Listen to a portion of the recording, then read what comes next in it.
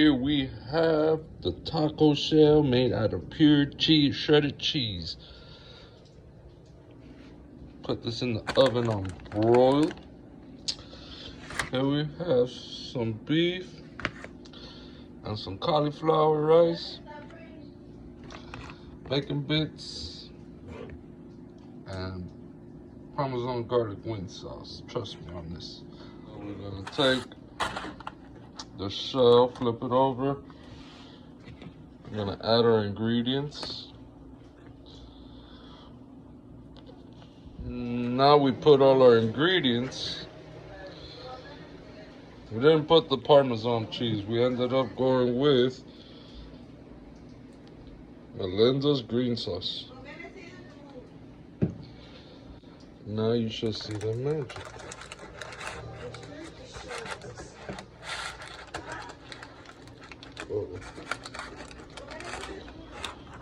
Okay.